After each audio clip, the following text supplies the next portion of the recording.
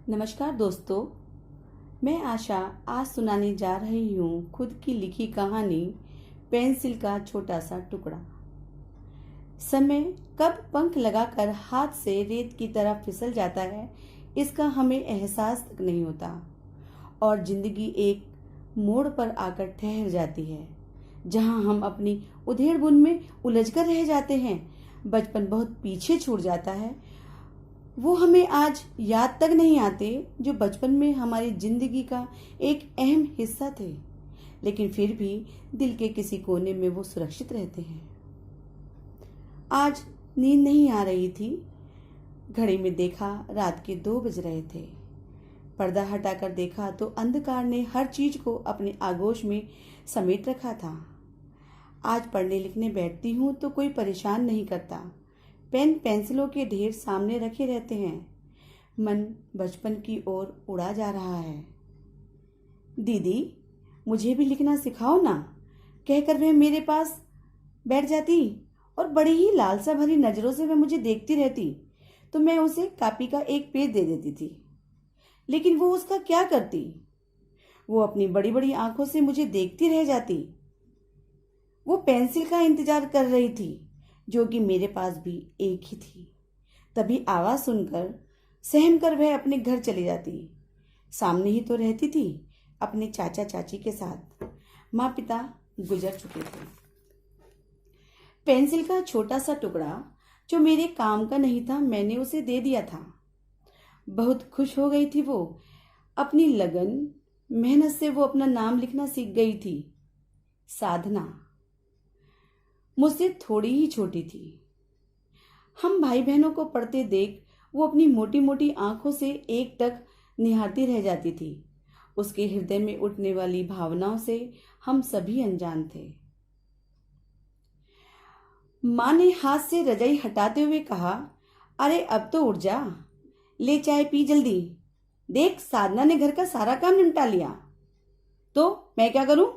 ऐसा कहकर माँ तो चली जाती और मैं चाय पीकर फिर से रजाई में दुबक जाती।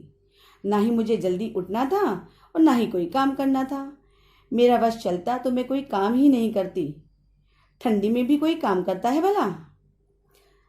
जब मैं उठी तो साधना रगड़ रगड़ कर बर्तन साफ कर रही थी। पानी से बर्तन धोकर धूप में सुखाती जा रही थी। उसे मेरी तरफ देखने की फुर्सत तक नहीं थी। क्या उसे ठंड नहीं लगती ठंडे पानी से? एक कपड़े पर साबुन से झाग उठ रहे थे और वो पानी डालकर फिर से साबुन लगा रही थी। कितनी सफाई थी उसके काम में। पूरे मन से काम करती थी, फिर भी कोई उसकी तरफ देखता तक नहीं था। सुबह का नाश्ता, खाना, शाम की चाय, रात का खाना, सारा काम वो एक पैर पर दौड़ते दौड़ते करती थी। हर काम के साथ डांट पड़ती। ऐसे करते हैं काम? इतना खाती है, कहाँ गई तेरी जान? मेरे गले पड़ गई है। पता नहीं भगवान इससे कब पीछा छुड़ाएगा। कभी चाची ने प्यार किया हो उसे, मुझे याद नहीं। निरीह बेजुबान गाय थी वो, ज्यादा किसी से बोलती नहीं थी। मेरे पास कापी किताबें देख उसका मन बस बेचैन सा रहता था। चाची को तो बस काम चाहिए था। चाची का व्यवहार वैसे तो सबके साथ बहुत अच्छा था। एक बहुत ही अच्छी औरत थी वो। सबके साथ मेलजोल बनाकर रखती थी। कहती थी, जिज्जी पराए घर जाना है, चाची ने क्या सिखाकर भेजा है सब यही कहेंगे। और लड़की का धन है, यहाँ वहां घूमने से अच्छा है काम सीखे। जीजी इसी कारण काम करवाती हूँ। अब गले पड़ गई तब क्या करूं? किसी काम में मन नहीं लगता इसका। पता नहीं पूरे दिन क्या करती रहती है। हम सब सुनते, लेकिन हम कुछ नहीं कर सकते थे।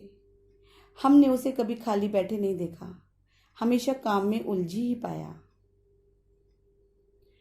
रात में सर्दी में सभी अपना अपना काम निपटाकर अपने कमरे में चले जाते थे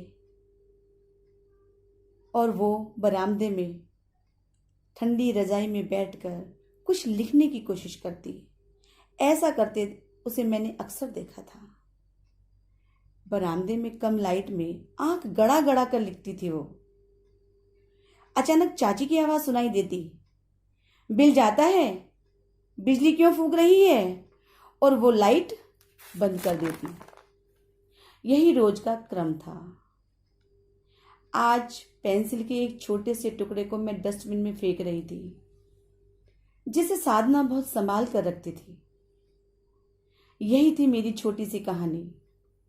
मेरी कहानी आपने बड़े धैर्य से सुनी। कहानी आपको कैसी लगी जरूर बताना। आपका बहुत बहुत धन्यवाद।